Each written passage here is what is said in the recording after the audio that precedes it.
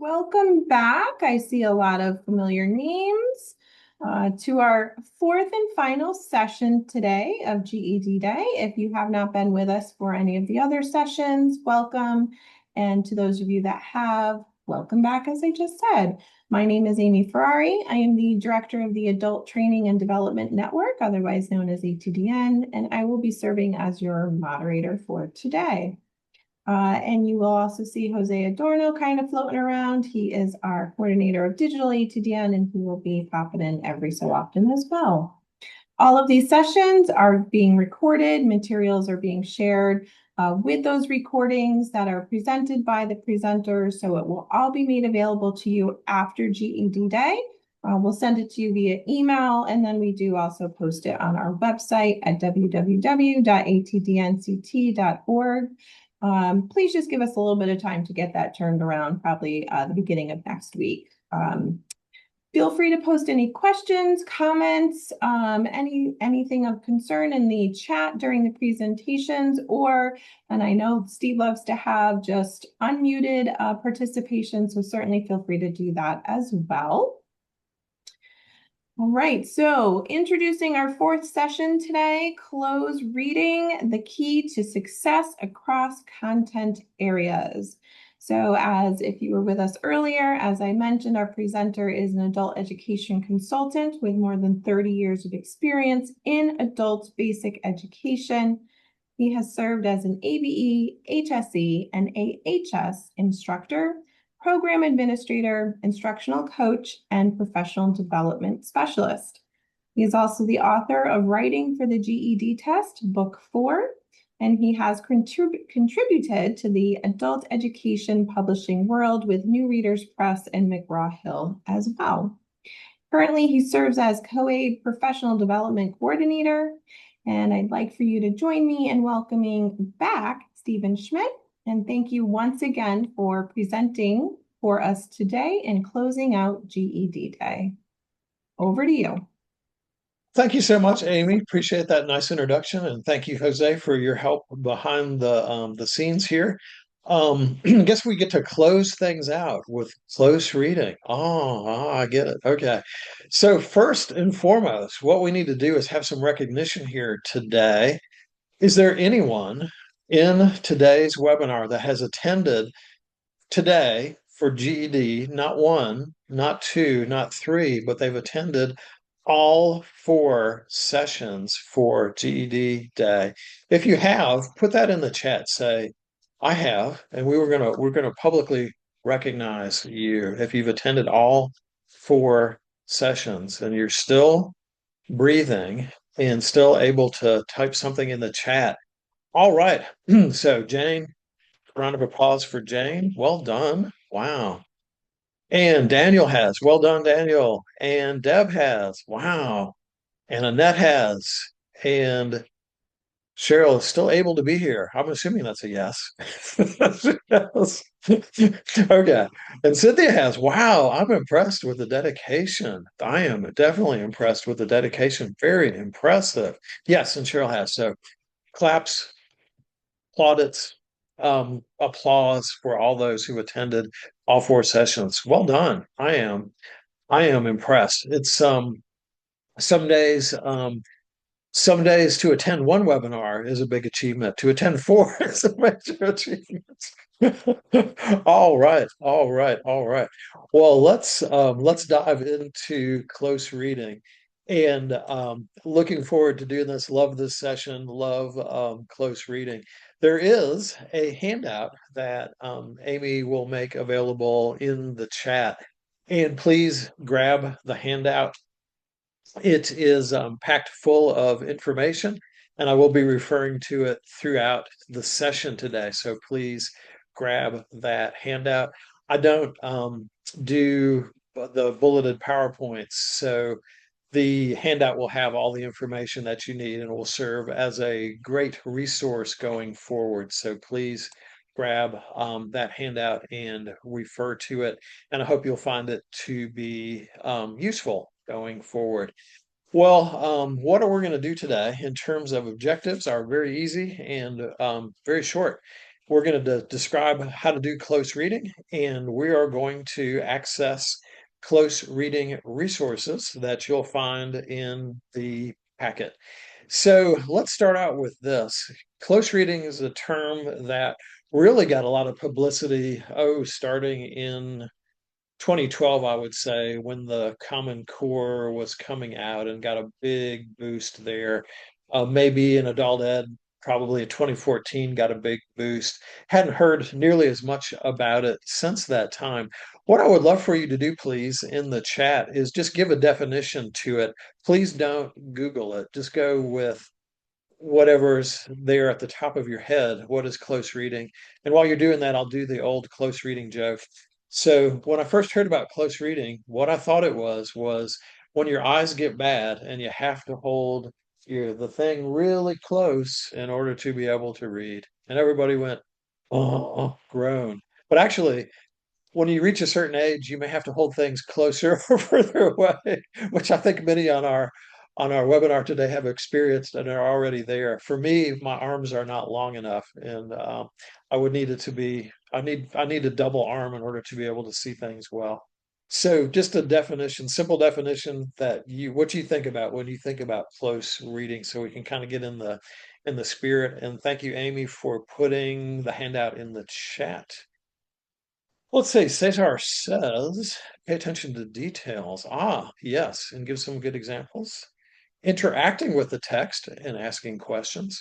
Trying to figure out what's next before the sentence stops before the end. Love that. Reading a text multiple times. Thank you, Sarah. Interacting and identifying main ideas. Rereading for specific purposes, says Deb. Okay, well, I've got some really good knowledge about this. I don't think I need to do this webinar at all. No, I'm just kidding. I'll do it. Amy had a little shocked look there for just a second, but anyway. Oh, marking up the text. Wow, man, we've got great knowledge here. Okay, understanding, reading to analyze details, make connections, and do other critical thinking. Wow, I'm impressed.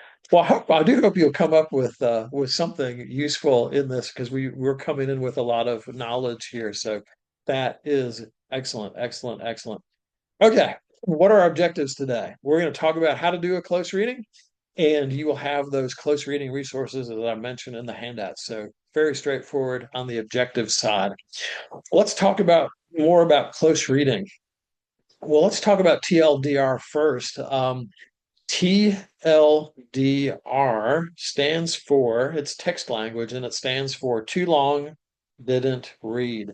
You might see that in a chat or something somebody posts on X or something where they'll say TLDR, blah, blah, blah, blah, blah. And for some of our students, they live the TLDR, because if they're looking at anything more than a sentence or two or three, it's like, too long, didn't read, I'm not going to do it. And our goal for our learners is to move them from too long, didn't read to here's how you do a close reading. And as so many said, if we're looking for a definition for close reading, and I'm on the first page of the handout, we're really reading to uncover layers of meaning that lead to deep comprehension. What I would say close reading means is staying curious longer instead of just getting the easy answer. Get easy answers to some questions when we do who, what, when, where, why, but not being satisfied with just an easy, quick answer, but instead stay curious longer to some of our higher level thinking questions. And we may have to reread the text several times in order to really unpack what it's saying. That's our goal with close reading. How we do a close reading is we ask text dependent questions, and those are questions that you have to read and understand the text in order to be able to answer. Big deal about text dependent questions, again, in that 2010 to 2012 period. So they were finding that a lot of reading texts weren't asking these questions. And, how do you think it might feel to be a butterfly or whatever? And they weren't really getting into the text, and they found that students were not getting the academic preparation they needed as a result. So there was a much greater focus on doing text-dependent questions. We also, and as someone mentioned earlier, we want to help students become active readers. And so this could mean reading something more than one time. This could be doing things like dynamic text marking that we'll talk about today. So all these things will help in close reading. What do we do? How do we do it? Well, we're going to start in this example with a short reading passage and scale up. I love scaffolding. We start in giving students more support over time. We take that support away so they're able to tackle larger and bigger challenges. We do those text dependent questions in order to have good questions to ask for the passages that we're going to read. And we can get text dependent questions in several different ways. We can create them. We can use publishers pre-prepared text where they've got those as well. I'm going to make a couple of suggestions on other places you can get questions. If you look at the page 1 of the handout, under where it says steps in close reading, which is about halfway down the handout, in the second um, highlighted point, it says create questions that students can answer based only on direct evidence from the text. Find close reading sample questions here, and you see a live link. What's up on the screen is the first page of that link. This was developed by our friends in Minnesota Adult Ed. Atlas is the name of their PD arm, and they've done some really excellent work there. So don't panic when you see these questions because you're looking at it thinking, man, Steve, you put up like 8,000 questions. What's up with that? Don't panic. This is like when you go to eat at a buffet. And Jose made me hungry earlier because he was talking about Twinkies. So we'll continue the food metaphor. So when we go to a buffet, do we eat everything on the buffet? No, we don't. Not even if it's filled with Twinkies and Twix bars. We do not eat everything on the buffet. We pick and choose what we want, and that's what we're doing in this particular situation. So this provides you with some ideas. Don't feel that you've got to ask 8,000 questions in any particular reading. But they did a beautiful job with creating these sample questions based on the college and career readiness anchor standards. So look at this, pick and choose what you find available. You might say, wow, this is way too overwhelming. I don't find this valuable. And you will not hurt my feelings if you don't use it. It is just an idea of where we can get questions. So you can use these question stems from Atlas. You can use generative AI, our new friend, the unpaid teaching assistant that you always wanted, the teaching assistant where the price is right. So if you're creating text-dependent questions, and I did for some of the passages that we'll be looking, I used this very same prompt. And anything that we do with ChatGPT or Claude or any of the generative AI friends that are out there is we create a good prompt. And so a suggested prompt is you're an adult education teacher, and this is on page 2. You'll find this at the very bottom of the second page of the handout. So a prompt that you could use would be something like, you're the adult education teacher, create a set of 10 text-dependent questions and suggested answers. Then we defined for AI what is a text-dependent questions. And I created this guideline that we use for close reading. What does the text say? How does the text say it, and what does this mean for those are the three big things that we do in close reading. And then you can insert a reading passage, and generative AI will come up with some questions. You can pick and choose from those and decide what you want to use with your learners. So number of different ways to create text dependent questions, and some involve heavier lifting than others. Well, we mentioned, and someone mentioned earlier that that close reading does involve multiple reads, and it's I used to think, and I actually have done some close readings where we did like, okay, let's read the first time for what does the text say? Okay, let's do the second reading where now we'll look at how the text works. Okay, let's do the third reading for what does the text mean? I don't think we really need to do that formal of a style. I think the questions we pick are going to determine whether we are reading for what the text says or how it works or what it means. So you'll choose questions from each of these three things. And then students will have to go back to the text in order to pull out evidence to back up their response from these. We don't necessarily formally need to read this 3 times, but we could say, oh, I'm not sure where that was covered. Let's go back into the text and look at this. So I do think if you're asking questions in each of these 3 type things, you will do multiple readings organically. You don't have to formally do those. You can if you want, you don't have to. We mentioned active reading. That's our goal. So many times, and I'm sure you've had the same situation. You ask a learner to read something, you ask them, what did you read? Tell me about it. And they can't tell you because they've been trained badly about how to read, and they don't see reading as an active process. And text marking helps students become active readers. You see on page 2 at the top some examples of some text marking tools. You don't have to use all of these. You can use whatever you like. You don't have to use these particular marks. You could use something very, very simple.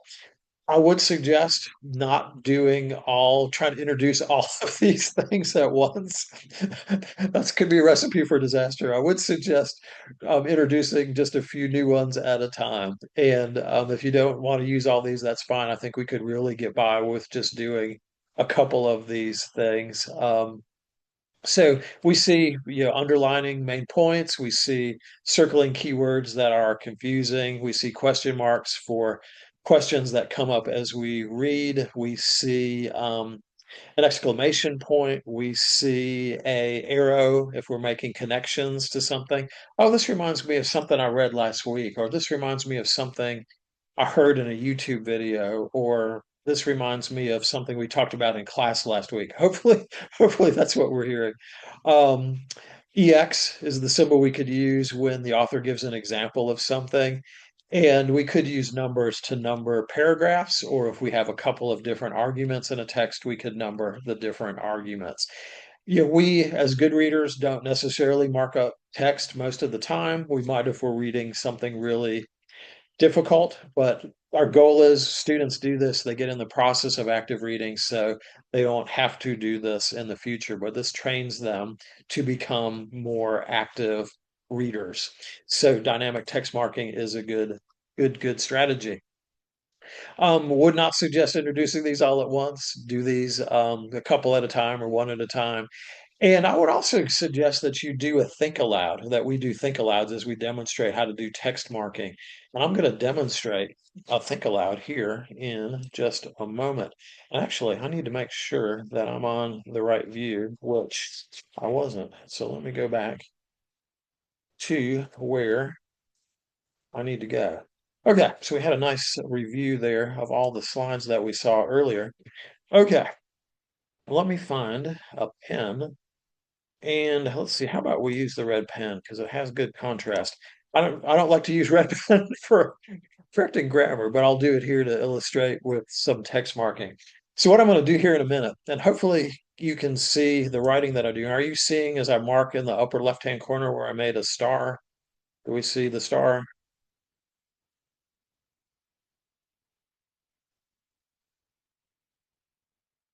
Can someone tell me if they're seeing that red star? Yes, okay, good. I got the confirmation. So that's always good to know. Okay, so I'm going to demonstrate like I would be doing if I was teaching an adult ed class with a how to do some text marks. And I may pause in the demonstration to zone out and tell you zone out, pull out, pull out, maybe do the 10,000 foot view. That would be better. I don't want us to zone out. So I will kind of come out of the demonstration from time to time and talk about why I'm doing what I'm doing. So are we ready for the think aloud? Do you want to go and see inside my brain and see how I do a think aloud with these marks? It's kind of scary. Kind of scary to be in my brain. Okay, here we go. So we're going to look today at doing text marking. And our goal is to become active readers. This is important for a couple different reasons. I know many of you here in class are really looking to get a job or a better job as a result of being here in our GED program. This will help you. You are always reading things on the job and being able to look at something, read it, and being able to understand what it's talking about and get to the main idea or summarize it is a hugely important skill in the workplace because we are reading emails and we are reading texts and we are reading manuals and we're reading policies and all these things. And it's important in that workplace to be able to read these, understand them, and be able to act on that information. Okay, time out. So what have I done so far? I started to think aloud by telling why what we're doing is important. And I really think that's valuable anytime that we're introducing a skill. We have to show the value of it and why we're doing it. All of our students listen to the same radio station and they tune in to WIIFM. And WIIFM stands for What's in It for Me. Telling that why at the beginning of anything that we're teaching is huge because it shows the student why what we're doing is important. And I think it really makes a difference. They can say, okay, this has value to me. I'm going to act on this and I'm going to accept this as a valuable thing to learn. And I think it does aid in students attending better and learning better. So I'll zoom back into the think aloud. So we're going to look just at a couple of different marks today.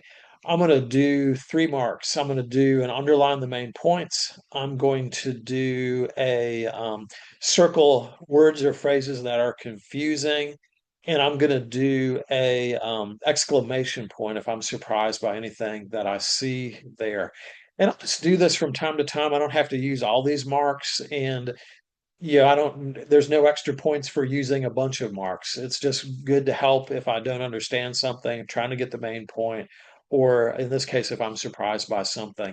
This particular thing that we're reading is a speech that former President Obama gave in 2017 as he was leaving office. Presidents oftentimes well, actually, back to George Washington, they gave farewell addresses, kind of giving their advice, what they've learned over the time they've been president to hopefully make things better after they leave office.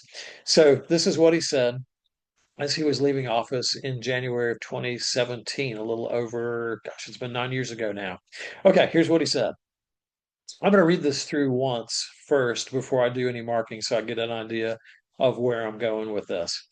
For too many of us, it's become safer to retreat into our own bubbles, whether in our neighborhoods or on college campuses or places of worship, or especially our social media feeds, surrounded by people who look like us and share the same political outlook and never challenge our assumptions. The rise of naked partisanship and increasing economic and regional stratification, the splintering of our media into a channel for every taste, all this makes this great sorting seem natural, even inevitable. And increasingly, we become so secure in our bubbles that we start accepting only information, whether it's true or not, that fits our opinion, instead of basing our opinions on the evidence that's out there.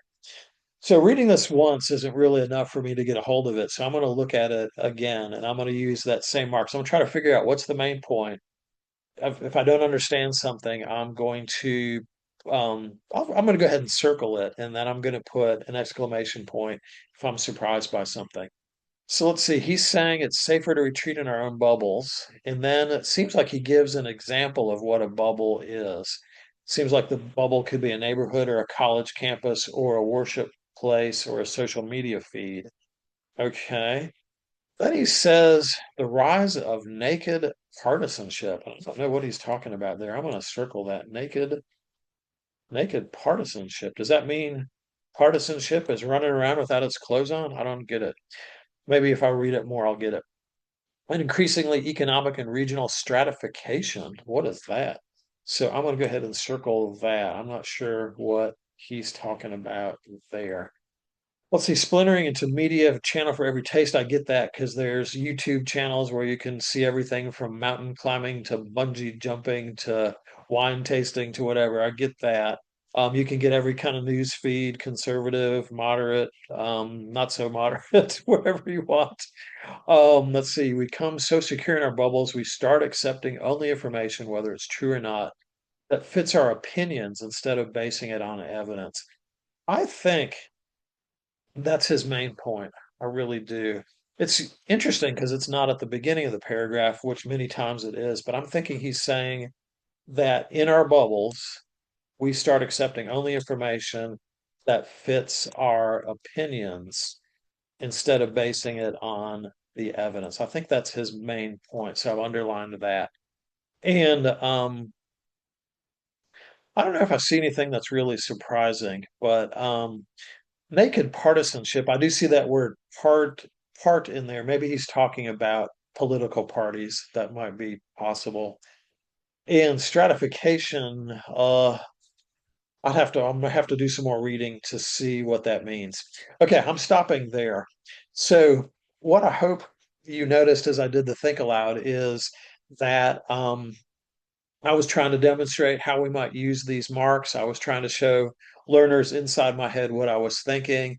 And I think it's really important to do this because so many times learners think that, we've beamed down from the teacher planet and we were born knowing how to do this stuff and that we don't ever struggle with things as well. Do I know what partisanship means? Yes. Do I know what stratification means? Yes. But for the benefit of our learners, I'm demonstrating how to do this. I'm going to show how they might attack this. And this is a pretty heavy duty reading passage. I would not be using this with a lot of my learners. I would be using this. I'll be using this with educators here to prove a point. So this is a pretty significant reading passage. So I hope the think aloud gave you a little bit of an idea here.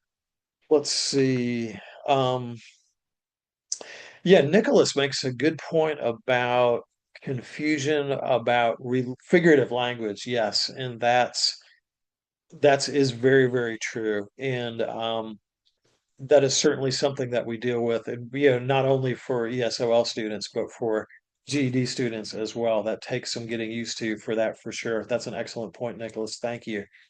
Okay, now I've used this example and I'll do close reading examples with some in language arts context. I want to make the point that close reading can be done in any subject area. It's a method that can be used whatever you're reading, whether that's a language arts situation, whether that's something in social studies, whether that's something in science, whether that's something in math. Many and much of the math problems that we have to read are based in a real life situation that involves a short sentence or two. So close reading can be used even in the mathematics context. Okay. So one thing that we want to do is we want to encourage productive struggle among our learners. We want them to be challenged. We don't want to say, oh, that's the right answer too quickly. We want them to be able to struggle in the text that we're using a reading passage that they can handle, but we want them to really have to think in order to answer the questions. So be the guide on the side versus the sage on the stage, and be careful about saying, oh, that's right, that's wonderful, that's excellent, because other students will stop thinking when we say things like that. Keep the discussion going longer. Ask different people for their opinions. I had the distinct privilege of presenting at the GD conference in 2024, and I was doing a train the trainer with instructors across the country. And there was this gentleman, I don't remember where he was from, but he taught in a prison environment. And he was saying, I train my guys at the prison when we're looking at reading passages that it doesn't matter unless they can point to the evidence with their big fat finger. I love that. So he is training his learners to be able to point to evidence with the big fat finger. And I think that's great because we want learners to be able to go back to the text and be able to back up their answer with their big fat finger. And I've laughed with that since that almost 2 years ago. So train your students be able to back up that which they say with the big fat finger. Love it. And if you have a smaller finger, that will work too. It doesn't have to be a fat finger. Although if we eat too many Twinkies, we will be with the big fat finger. All right. I'm going to start this with a rhyme. So we're starting in a language arts context again, close reading, cross subject areas, we can do it. So let's do this. I'm on page 3, top of page 3 in your handout. I would like to read this first, and then I'm going to ask you to mark the text. You can use whatever marks if you have ones you like, or feel free to use these. You may have heard this before. Let's read it. Humpty Dumpty sat on a wall. Humpty Dumpty had a great fall. All the king's horses and all the king's men couldn't put Humpty together again. So please read this again, and as you're doing this, go ahead and mark it. I realize you may not have a printed copy of this, and that's okay. You could use your big fat finger or small little finger and virtually do this on the screen, or you could virtually do this on the screen where your handout is. So please take a minute and mark this. There's more here than what we think. We might think, oh, that's a kid's thing. There's a lot more here than what we think. So what are you supposed to do? Take a minute and mark this. You can mark it virtually, you can mark it with your finger. If you're able to print this out, you could do it with pen, pencil, crayon, whatever.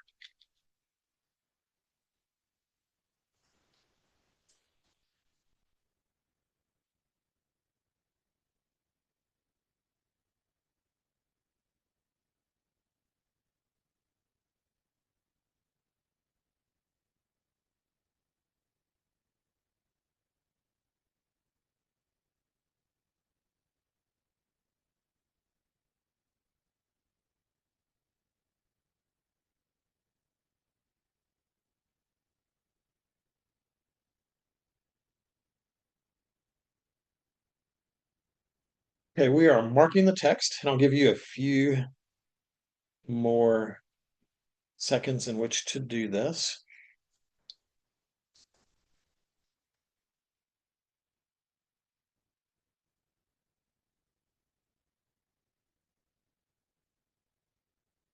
Especially challenge you. Does this remind you of anything?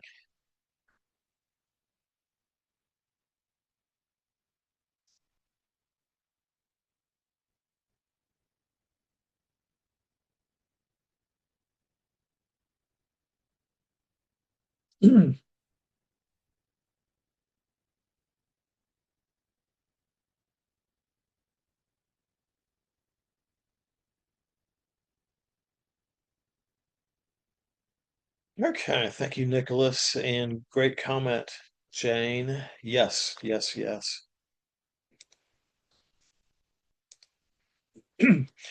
All right, I think we've had some time here to mark. So let's take a look at some of the questions here.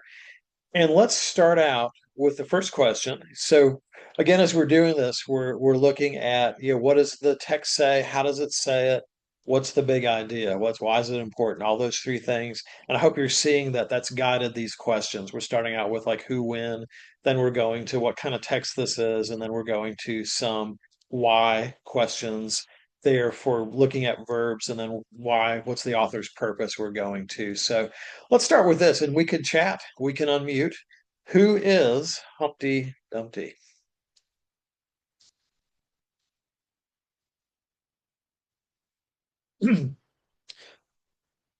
So chat or unmute, the floor is open. Who is Humpty Dumpty?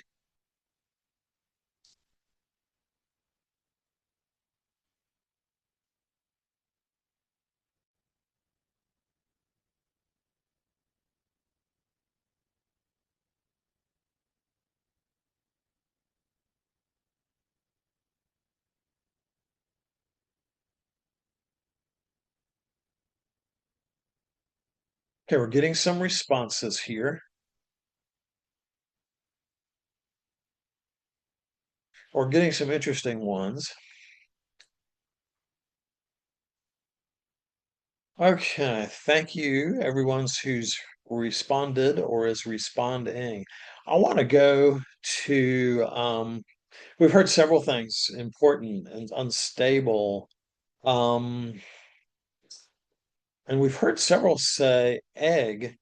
And what I would like those who said egg to do is please point to me with your dainty finger where in the text it says that Humpty was an egg, or what evidence in the text says that Humpty was an egg. Can I talk?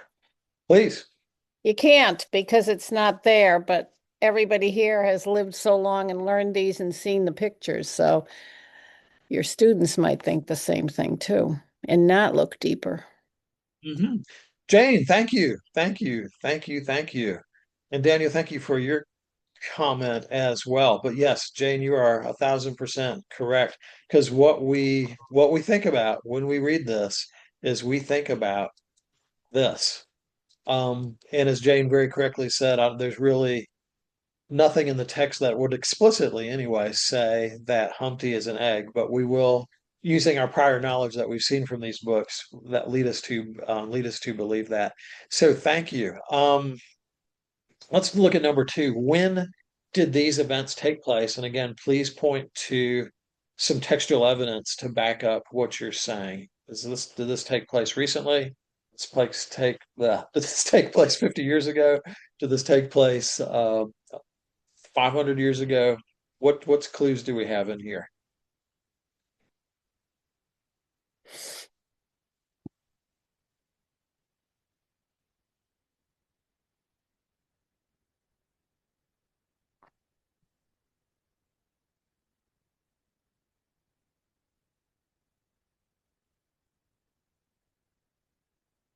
Yeah, thank you. As always, we can respond in the chat. We can unmute.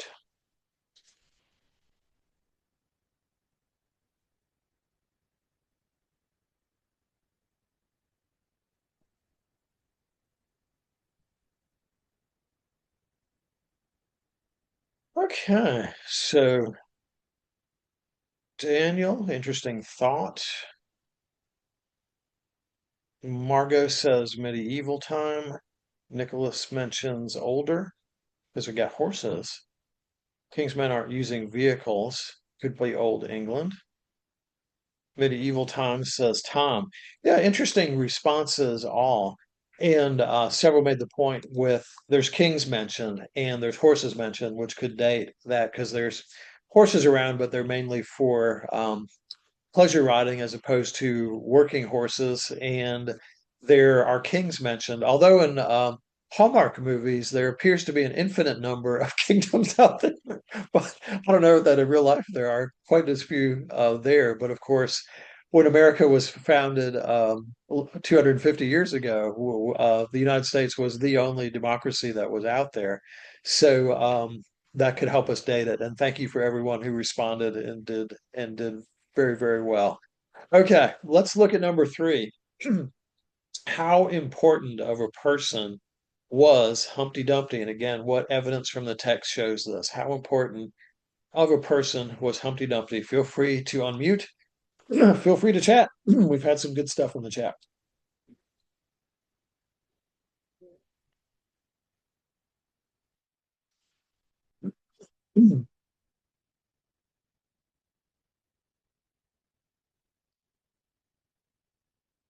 Okay, thank you, Nicholas. Thank you, Cheryl. Thank you, Daniel. Okay, great. We're seeing several answers that are wonderful because they're using text evidence to back up what they're saying. Ooh, and we got all caps with Nicholas. All right. Thank you, thank you. Okay. So we're pointing to now because he's got the involvement of the king's horses and the king's men. King's putting resources out there. Yeah, all his men. He didn't just send Bob out there. He sent everybody out there to go ahead and try to put Humpty together again.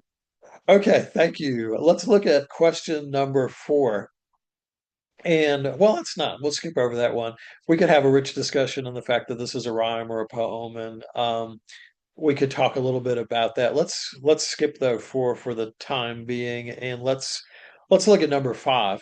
I hope you were noticing the first couple questions was basically what does the text say? Now we're getting into question four or five. How does the text say it? And so question five says the author uses the phrase great fall instead of fall. Why? So let's do question 5 again. Please unmute. Please chat. What's the deal there? But see the progression. What's it about? How's it being said? And what's it mean? And we'll get to with the next question.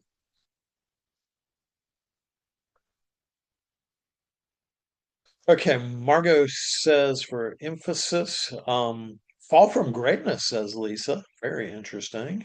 Very interesting. Let's see, Cheryl's talking about syllables. Cheryl, would you mind unmuting and telling us why that's important, please? Well, I guess it just sounds nice. You can have, for the first two lines, it's the Humpty Dumpty sat on a wall. Humpty Dumpty had a great fall. I think it's both 8 syllables. Just something I like to write poetry, so I like things to match or, sound good. Mm-hmm. So, how does the fact? Well, maybe you could answer text 4 since you're talking, or text 4, question 4 since you talked about it's a poem. How does the fact that this is a poem affect it? What either constraints or good things result from the fact that this is a poem? Because it's easy to remember, easy to repeat.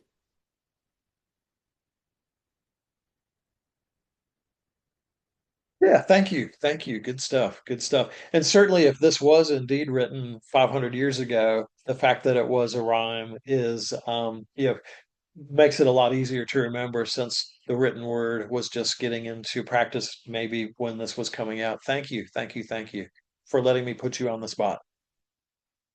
Okay, let's see. What else did we get from the chat here? Yeah, it does say rhyme. It does. It does. Okay.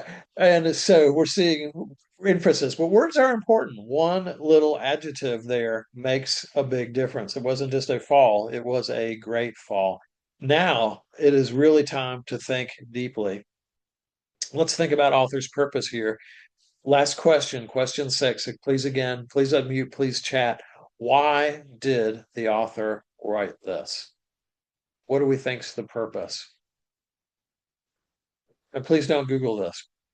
Please, please think about from our own understanding here. Why did the author write this? What's the purpose here?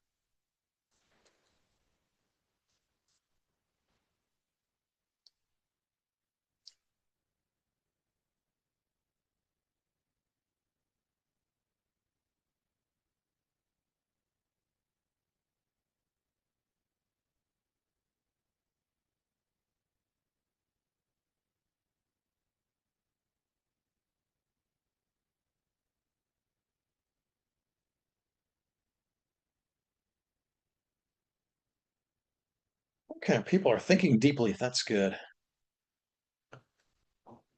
Ooh, yeah, we're getting some good stuff here. Yeah, thank you, Jose. That's an interesting thought. Let's see, Margot says people in the highest of places can fall very far. Oh, good. And using the emphasis there. Could be a warning, or it could be, yeah, a neener neener. See, a cautionary tale. Thank you, Tom. Thank you, Cheryl, as a warning. Yeah, a cautionary tale, and maybe there was somebody specific in mind. Ah, yes, systems are fragile indeed. What bad things happen to you? No matter what bad things happen to you, it can. Let's see, teaching people the importance of building stable walls. Yeah, it could be, and it could just have been for just entertainment. I love the deep thoughts that we're doing. It could be something just as basic as that, or maybe it was written to to the early masonry class. Too funny, too funny. Let's see. Yeah, it can't always be fixed. This is true. This is very, very true. That's an important lesson to learn. Thank you, Tom. Thank you, Jay. Good stuff. Thank you. You guys we did great with close reading. So what did we see? We saw text-dependent questions guiding the way. We saw some that was, what's the text about? How does it say it? What does it mean? We saw this gradual progression as we went on through. We went back. We were trying to get textual evidence to pick out. We read this multiple times when we started out with text marking. So that's essentially the stages that we do. So let's look at a couple of resources, and we're going to do another close reading. What I'm hoping that this does, and what research shows that it does, is it really helps students develop habits of the mind. In other words, they've got landmarks now. So they come to a reading they've never seen before. They think, okay, I've got to think about these three things. I've got to do my text marking. I've got to try to figure out what this is about, how it says it, and what the meaning is. And I can use these marks to help me as I go on through. So any reading that we get to, we can, instead of doing the too long didn't read, we got a technique that we can use. And the hope is that it develops automaticity and is a go-to strategy that our learners can do if we practice this going forward. Okay, let's do another close reading, please, and thank you. And we're going to use a juicy sentence. And juicy sentences were something that I was not very familiar with until a couple years ago. And a juicy sentence is just a big sentence. It is one sentence long, but it packs a punch because it's got a lot of information in it. Some might look at the sentence and might say, this is a run-on sentence, and you can think that if you want. These particular juicy sentences I found in an article from the COABE Journal a few years ago. There's a gentleman named Adam who teaches at a correctional facility in Faribault, Minnesota. And he's developed these juicy sentences to use with his learners in the carceral environment there in Faribault, Minnesota. So let's take a look at this, and we're going to do the same strategy that we did before. We're going to mark it first, then we're going to take a look at the questions, and always as we answer, we're going to use evidence from the text to back it up. So let's tackle it, and let's do a first read here. It says, and I'm again on page 4 of the handout, or you can see it on the screen. To Pete, crossing a burning tightrope across the Grand Canyon while dressed as a giant squirrel seemed like a catchy publicity stunt to sell his recent book, The Epic Adventures of an Amazing Suburban Squirrel. Until, that is, he gained the interest of a desperately hungry turkey vulture. I don't know about you, but I am at the edge of my seat here with this. So please, if you would, take a minute and do an additional read. If you need to use some text marks, go for it. So I'll give you a minute or two to consider this. Text mark as you need to.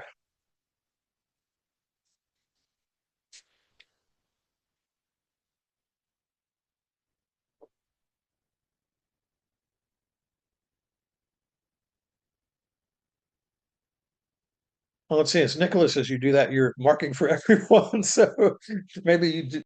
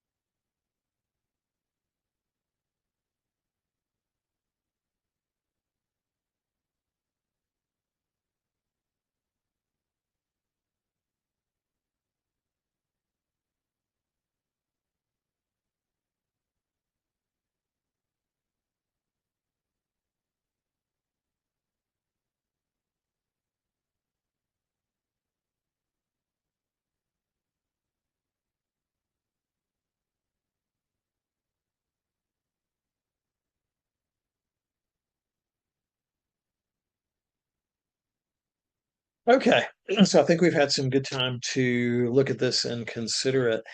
So, looking at the questions there on page 4, I'm going to skip over the first ones. Those are who are the characters? Where does it take place? Why is Pete dressed like a squirrel? And we see in question 4 another how does the text say it question with desperately hungry. I would like to focus on the more fun questions, starting with question 5. So let's look at this. And this again is how does the text say it, kind of in those veins. If the question 5 asks, would the following sentence be located before or after the story? It was then, with his stomach growling and the cupboard shelves empty of even the tiniest morsel, that Pete's eyes chanced upon the picture of the Grand Canyon taped to the refrigerator, and his thoughts were filled with wide-eyed possibility. So think about this. Should it go before the burning tightrope sentence or after? And again, a complete answer would say why. So please unmute, please chat.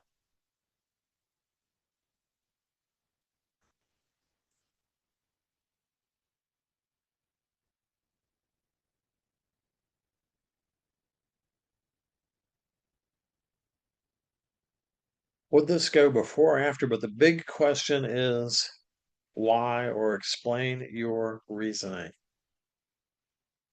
Steve, I think that it would happen before because he's obviously broke. He doesn't have any groceries. He's starving and he needs some money and he needs to sell some books. So he came up with the idea so they could sell some books. Thank you, Lisa. Thank you. All right, looks like the chat is filling up here. Let's see, Margot says before and explains it beautifully. Cheryl says after, and because it motivated him to keep going despite the vulture. Well, great. I'm so glad that we saw both. I hope you saw me not say Lisa gave a wonderful answer, but I didn't say, and I thanked her for the answer, but I didn't say, you're right. Because, as soon as we say that, you're right, thinking stops. And I'm always trying to keep thinking going as long as possible. And I do think we could argue this either way based on textual evidence. Yeah, so thank you, Cheryl, for being bold and brave and going out and saying, I'm disagreeing with the other ones. She explained it well why she thinks that. Okay, thank you, Daniel. It is a pretty wild, yeah. I'm not planning to go across a burning tightrope. Yeah, that's another thing. The burning is interesting. Does that mean it's burning hot? Does that mean it's burning actually they lit it on fire? Well, I've never seen a tightrope walker do that. I guess it's theoretically possible, and you'd have to have some pretty stout shoes to make that happening, but that would be another interesting thing to think about. What does burning actually mean? So let's do number 6. Summaries are huge. If students can learn to summarize, that is so important because if students can correctly summarize something, they understand it well. Summary is a valuable skill to teach. And we'll shoot for 10 words. Does it matter if it's 11 or 12? No. And especially this is fairly short, so it will make it a little bit easier to do that in 10 words or less. And I'm going to give it a stab too here in the chat. So if you would please in the chat, write out a 10-word or less summary.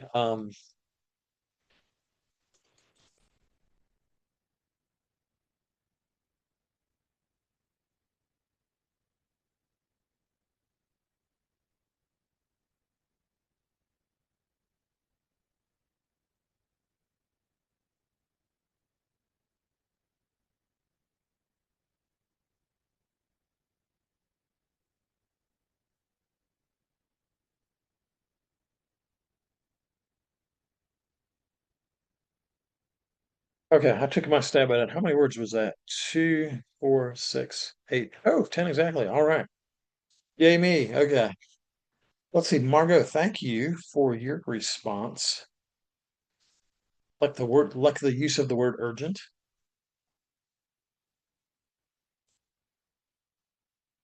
Oh, and yours was 10 exactly. Beautiful, beautiful, beautiful. Let's see some other summaries. We got some brain power left. I know we do. Even though it's Friday afternoon, we've got some brain power left.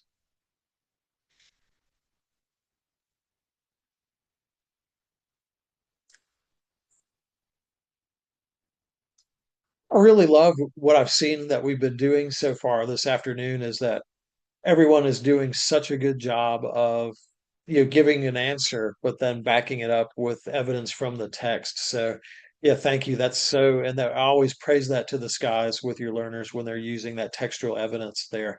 That is definitely the name of the game. Okay, anybody else? People are still working, still counting. 10, 9, 8. Yeah, well, thank you for everyone who did that summary. Maybe we'll get another one or two that will roll in. Well, let's do questions. So we did, just as I said that, it did. Okay, what do we have here? Lisa, too funny. Vulture eats Vulture eats fool disguised as squirrel. Too funny, Lisa. But endangers himself. Oh, thank you, Daniel. Yeah, these were worth the extra thought time. Looks increasingly forward to increased book sales. Yeah, I bet he does. Yeah, I bet he does. I bet he does. I hope it worked out for him because he was paying an awfully big price here. Well, let's answer question 7. What's Pete's personality like? And text evidence, please, is what we need. We don't just say Pete's very conservative. We want to back that up from evidence from the text.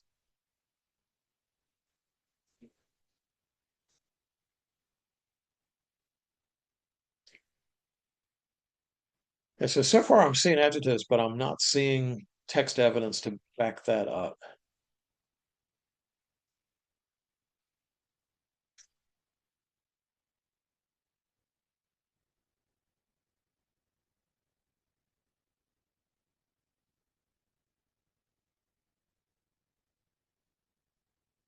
Okay, because we're getting there. And thank you, Margot, for your response, because you said he's willing to take his risk by walking across the Grand Canyon. So you brought that evidence out from the text. He's an amazing suburbanite that we would be proud to invite to any garden club meeting as long as he's not dressed as a squirrel. Too funny. Too funny. Maybe Cheryl will write a poem about Pete. That would be awesome. That would be awesome. Oh, good. And so Deb's got evidence from the text, which she quotes and explains. I'll put the challenge out there, Cheryl. You got this. You can do it. All right, good stuff. Good stuff. Thank you for each response. Let's do question 8. And how does Pete's opinion about his actions change? And please, please, please, please, please, evidence from the text to back that up. How does Pete's opinion about his actions change?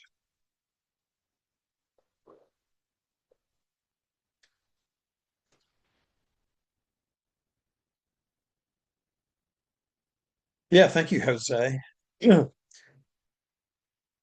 And kudos for the correct hyphenation of out of the box. We're just going crazy with the hyphens because we got wide odd too. All right. All right. I think that's the first time I've seen 4 hyphens in a chat response. That's next level. That is next level.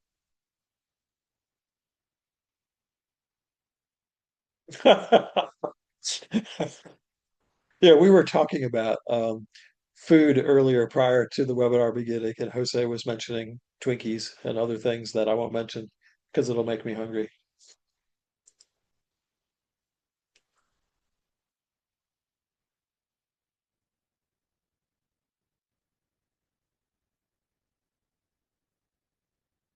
Hmm.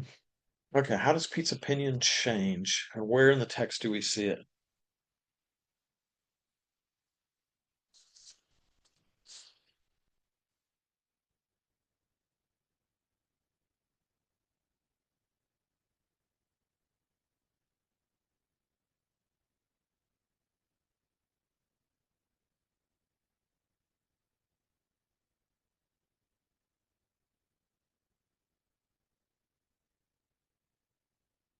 And Amy, I wanted to give you heads up that we'll do a breakout room very, very shortly, please.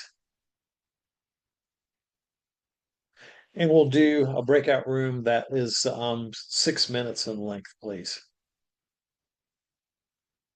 Okay, Jane mentions rethinking, putting this plan on the back burner.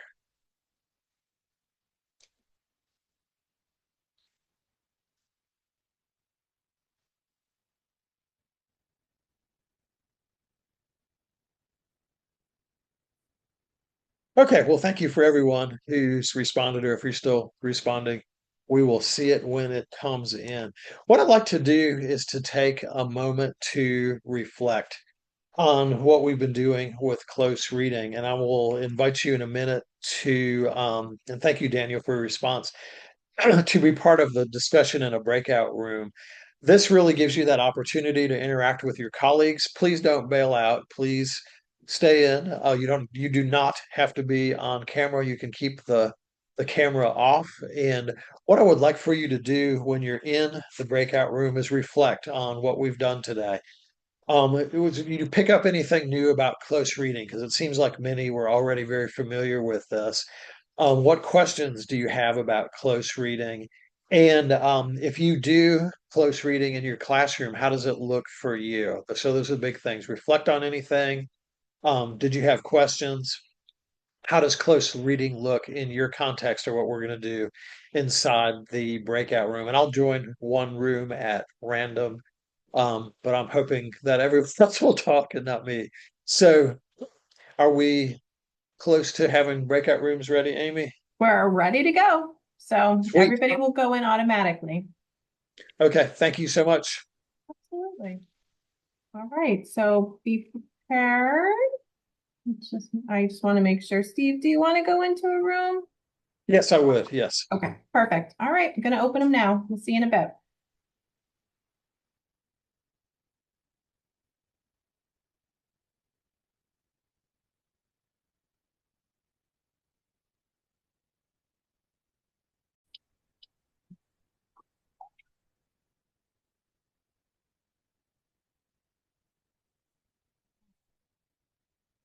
Okay, we are back. So had a great discussion in the breakout room that I was in, and thank you everyone for participating and not bailing out when you were faced with the challenge of being in the breakout room. Let me do a quick walk through what else you may find inside the handout, since our time is drawing fairly short. If you'll join me on page 5 in the handout, you will see a technique that you may or may not find useful. This is something, again, I borrowed from Christine Kelly, a professional developer in Minnesota. And this was taking chunks of sentences and then spotlighting questions for those. So this is a graphic organizer where we could take a juicy sentence, we could chop it up into parts, and then we could tailor those questions to it. You might look at it and say, hey, this is great because it would really help my learners be able to find out where they can get the answers to the questions. Or you might say, woo, this is a lot. I don't know that I'd really want to take the time to do this. And whatever reaction you have to this, it's certainly certainly okay. Just some food for thought. I thought this was an interesting technique. So it does provide a little bit more scaffolding if you're working with learners that need that extra help. This is a technique that we can use. Okay, let's see here. What else do we have now? I was mentioning scaffolding. And we could start with the juicy sentence like we did with the Pete saga. We could move then to a paragraph, and our eventual goal would be to go to GED level material. And you could base how much scaffolding we do, of course, on the level of our learners. But students who can get the pattern down and understand how things work with a juicy sentence can apply that same principle throughout the scaffolding and be able to apply this technique to higher and harder level passages for sure. I love 100-word stories. You'll find one on page 6 of the handout. And 100-word stories pack a punch in a very short amount. I found a lot of these, the Reader's Digest did, they used to do, I haven't subscribed to the digest in a while, but they used to do these every month. And they had held a contest, and there's some really excellent ones out there. So if you find that be something that would help, that would be great. And I would say again, we've looked at a lot of language arts examples, but this technique works across the board, science, social studies, and math as well. And here's an example of a GED level passage that really has a science context, or I guess we could see it either on RLA or on science. This is talking about the huge environmental disaster of the Exxon Valdez and how it happened. And there's a lot of juicy things in these three paragraphs. So this would be an example of a reading in a science context. There are, if you're a fan of the juicy sentence, there are more of them, and you'll find on page 8 several juicy sentences involving our friend Pete. So I guess he must have survived his walk across the Grand Canyon, because you see top of page 8 Pete's thumb and chainsaw juggler, and then another one that's non-Pete. Drawn to purple. So if you like these, go for it and use those juicy sentences. And we want to thank again Adam Kunel from Minnesota, whose very creative brain came up with these particular juicy sentences. You'll also see on the handout a number of other close reading resources. If you click that link, will take you to those on the electronic version of your handout. There's a ton of stuff. Liz Iglesias at the Literacy Assistance Center in New York had put together a lot of great resources that I've linked to in that. So what I'm hoping that we came out with today is maybe if you haven't thought about close reading in a while, a lot of folks knew what it was. That's great. Maybe this will give you some other ideas. Really, I would say this rocket science, this is not. It's really a very straightforward approach. The questions you choose really guide the process, and just think about doing questions. What happened? How was the text set up? Why does it matter? And that particular order can really lead to some rich discussions. And don't go for the easy answer. Really sit down and look for it. If you're like part of a book club, that's that discussion that makes it so rich, where different people are offering their opinions. So close reading is like a book club for juicy sentences, if you will. So thank you, everyone who's attended this today, and special plaudits and kudos to those who attended all 4 sessions today. Wow, I am very much impressed. Thank you again, Amy. Thank you, Jose, for having me back and for running all the tech. And I do hope that we will be able to meet again in the future, and several other GED related things that I can do. And it was my joy to be with you. But thank you all so much. Wish you a wonderful weekend and happy teaching. And the big thing is thank you for what you do. Remember, you make a huge difference day in and day out with your learners. And thank you so much for that work that you do and the difference that you're making. Well, thank you, Steve, for presenting not once, but twice. And for everybody, as he also said, for attending, especially if you attended all sessions, but even if you attended 1, 2, or 3, thank you for your participation. Again, everything will be sent out to you. Just give us a little bit of time to turn all the recordings around. Hopefully at the beginning of next week, we'll get that out to you. So have a great rest of your Friday. Enjoy your weekend and get nice and refreshed for starting again on Monday.